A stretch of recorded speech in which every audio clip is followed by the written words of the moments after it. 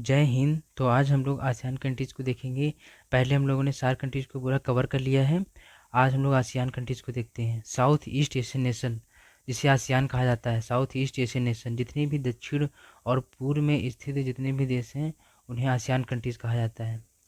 तो इसमें ASEAN countries जो है ये यहाँ से, ये जितनी भी दक्षिण पूर्व में स्थित कंट्रीज हैं इन्हें आसियान कहा जाता है। ये टोटल 10 कंट्रीज होती हैं। एक एक करके हम लोग देखेंगे। तो सबसे पहले इसमें आ जाएगा Myanmar, Thailand, Laos, Cambodia, Vietnam. नीचे में Malaysia, Singapore, Indonesia, Brunei, Philippine. Total ये 10 देश है जिन्हें आसियान कहा जाता है। आसियान ये संगठन जो है बनाया गया था, इसमें टोटल 10 देश हैं और सभी देशों को हम लोग एक एक करके देखते हैं। ठीक है, आगे हम लोग म्यांमार से शुरू करते हैं। तो म्यांमार की जो राजधानी है वो म्यांमार की जो राजधानी वो नेप्टो है यहाँ पे। ठीक है, और उसके ऊपर जो है आपको मिलेगा ये मांडले। ठीक है, मांडले जो है ये अंग्रेज़ों का सबसे प्रिय जेल है पहले, क्योंकि जो 1937 से पहले जो म्यांमार है वो भारत में ही था। 1937 में अलग हुआ था म्यांमार। तो उसके पहले जो अंग्रेज़ का शासन था भारत में, तो वो लोग जब भी कैदी को भेजते थे तो अंडमान निकोबार का सेलुलर जेल, काला पानी का सजा जिसे कहते हैं, वहाँ भी भेजते थे। और उसके अलावा यहाँ म्यांमार में मांडले जेल, ठीक है, मांडले में जो जेल है वहाँ पे भेजते थे। ये इन दोनों जगहों पे जो है वो ज़्यादा भेजते थे ब्रिटिशर। ठीक है, म्यांमार की जो नीचे आपको यहाँ पे शहर मिलेगा यंगून। यंगून में अंग्रेज़ों ने क्या किया था, जो भारत का जो अंतिम मुग़ल शासक था बहादुर शाह जफ़र को अंग्रेज़ों ने यंगून भेज दिया था और यहीं उसकी मृत्यु भी हो गई थी। और यंगून का जो पुराना नाम है वो रंगून है और म्यांमार का जो पुराना नाम है वो बर्मा है। ठीक है, म्यांमार के आपको यहाँ पे 2 नदियाँ देखने को मिलेंगी म्यांमार में। इधर में आपको मिलेगी इरावदी नदी और उधर मिलेगी साल्वी नदी। और इन्हीं दोनों नदियों के बीच में है म्यांमार में सान का पठार। ये दोनों नदियों के बीच में साल्वी नदी और इरावदी नदी, इन दोनों नदियों के बीच में म्यांमार का सान का पठार है। ठीक है, और म्यांमार की जो भारत से सीमा इधर लगती है ये वाली, इधर आराकान पर्वत श्रेणी है। ठीक है, आराकान पर्वत श्रेणी है।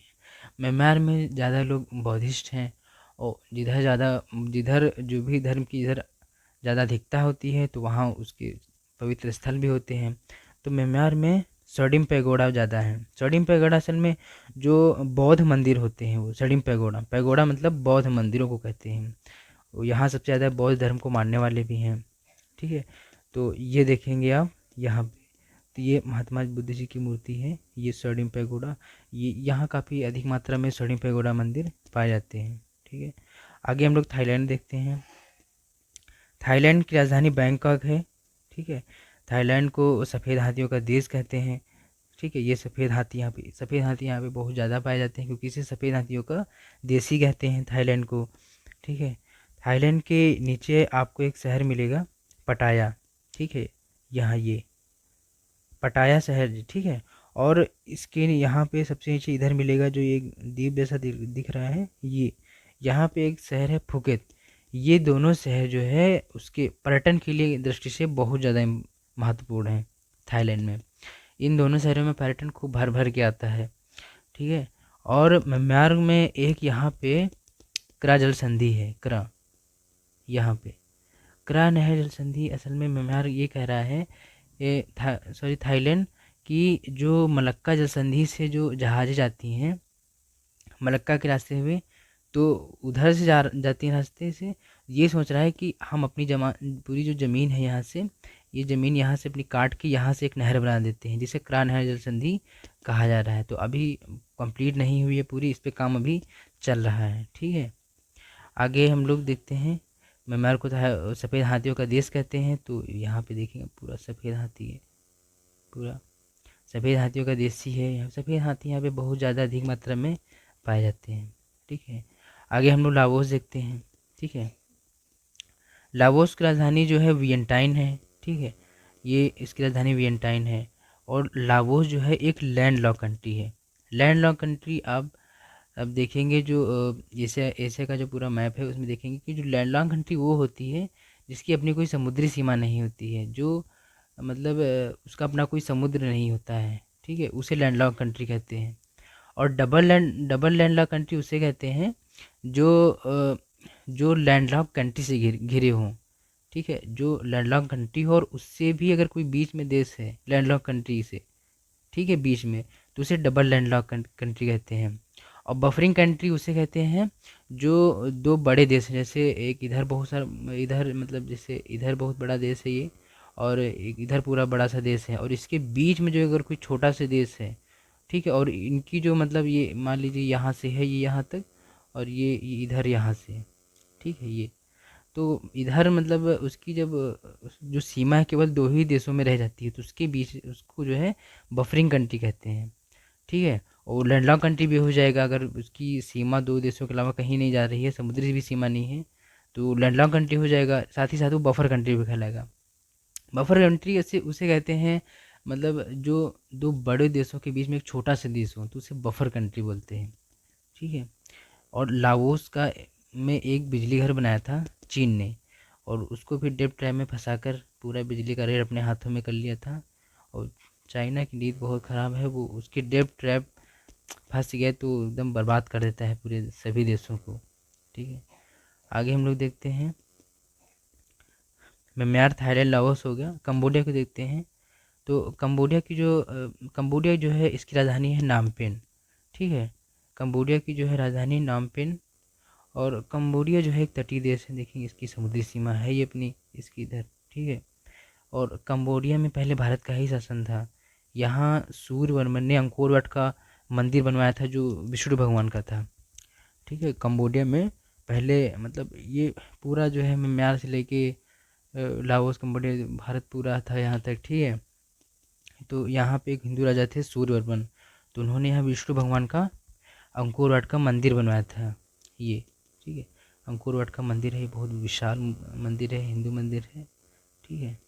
क्योंकि जो है जब अंकोर वाट मंदिर हिंदू धर्म है तो काफ़ी लोग उससे रिलेटेड धर्म से जाएंगे, जो जिस धर्म का है वो अपने पवित्र स्थलों पे उस वहाँ पे जाएगा, ठीक है। तो और जो यहाँ पे आपको म्यांमार, थाईलैंड और लाओस, ये इधर की जितने ये जो तीन देश हैं, ठीक है, ये गोल्डन ट्रायंगल बनाते हैं, ठीक है। ये अफीम की खेती के लिए भी प्रसिद्ध हैं, ये अफीम की खेती के लिए बहुत प्रसिद्ध हैं। और उधर जो था गोल्डन जो क्रेशर था वो अफ़गानिस्तान, पाकिस्तान, ईरान, वो गोल्डन क्रेशर बनाते हैं, वो भी अफीम की खेती के लिए है। और यहाँ पे म्यांमार, थाईलैंड और लाओस, ये तीनों जो देश हैं ये गोल्डन ट्रायंगल बनाते हैं, ये भी अफीम की खेती के लिए बहुत ज़्यादा प्रसिद्ध हैं, ठीक है।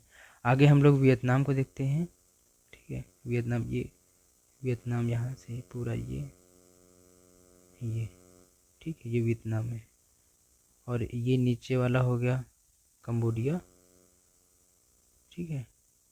और ये लाओस, ये बीच में है लाओस, लाओस देखेंगे लैंडलॉक कंट्री है, ठीक है, ये लैंडलॉक कंट्री है लाओस, ठीक है।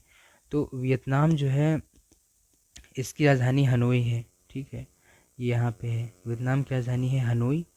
और यह भी एक तटीय देश है, इसकी समुद्री सीमा अपनी बहुत है, ये देखिए यहाँ से यहाँ तक इसका पूरा तटीय देश है। और होची मिन जो है वियतनाम का सबसे बड़ा शहर है, ठीक है, होची मिन ये यहाँ पे है। होची मिन जो शहर है ये वियतनाम का सबसे बड़ा शहर है होची मिन। और होची मिन का जो पुराना नाम था वो साइगॉन था, ठीक है। होची मिन शहर असल में एक वहाँ के नेता थे वियतनाम में, होची मिन, उन्हीं के नेता के नाम पे जो है यहाँ पे शहर का नाम साइगॉन से बोलकर होची मिन सिटी रखा गया था। होची मिन ने असल में जब वो अमेरिका रूस था, वो होची मिन ने दोनों को हरा दिया था, अमेरिका रूस दोनों देशों को हरा दिया था। तो पहले क्या किया था कि जो वियतनाम था, वियतनाम को अमेरिका ने 17 डिग्री जो लाइन में करके इसे उत्तरी वियतनाम और दक्षिणी वियतनाम में बांट दिया था, ठीक है। और जो जो दक्षिणी वियतनाम था उसको रूस सपोर्ट करता था, ठीक है। और उत्तरी वियतनाम को हथियार देकर, ठीक है, ये सब एक तरफ उत्तरी वियतनाम को वो हथियार देता था रूस, दक्षिणी वियतनाम को अमेरिका हथियार देता था, ठीक है। और ये इन दोनों को ये आपस में लड़वाता था। 17 डिग्री को पहली बात तो देश का विभाजन कर दिया, और फिर दोनों देश आपस में लड़वाते थे, उन्हें हथियार सेल करते थे अपने अपने प्रॉफिट के लिए, ठीक है। बाद में हो ची मिन्ह नेता ने क्या किया कि मतलब उन्होंने कहा कि ये कोई 17 डिग्री लाइन में नहीं है, पूरा हम लोग एक हैं, एक देश हैं, और ये कोई 17 डिग्री वगैरह लाइन नहीं है। तो उन्होंने इसका बहुत ज़्यादा विरोध किया था और बाद में इसको ख़त्म कर दिया था। उसके बाद अमेरिका ने 27 करोड़ बम गिराए थे। अमेरिका ने वियतनाम पर 27 करोड़ बम, बहुत हो गया। तो हो ची मिन्ह बहुत मतलब अच्छे नेता थे, उन्होंने पूरे देश को एक कर दिया, नहीं तो बांट के चले जाते, उनको क्या था, बर्बाद कर देते देश को। और जो पंडित जी नेहरू थे, उन्होंने हो ची मिन्ह को अंकल हो कहा था। अंकल हो जो है वो एक मतलब सम्मान के रूप में कहा जाता है, जैसे महात्मा गांधी है ना, महात्मा गांधी है, गांधी की उपाधि है ये, तो इस तरह अंकल हो सम्मान में कहा जाता है। वियतनाम में जो है, वियतनाम के आगे आप देखेंगे कि ये इसके दो द्वीप हैं, ठीक है। पैरासेल, ये पैरासेल हो गया, ये स्प्रेडले। इन दोनों जो ये द्वीप समूह हैं, इनका विवाद चीन से, ये चीन कहता है हमारे हैं, और ये वियतनाम कहता है हमारे हैं, ठीक है। तो ये दोनों काफ़ी विवादित हैं द्वीप। तो आज हम लोग पार्ट 1 में जो है ये 5 देश को देख लिए हैं। अब आगे हम पार्ट 2 में आसियान के 5 देशों को देखेंगे। तब तक के लिए जय हिंद, मिलते हैं नेक्स्ट वीडियो में।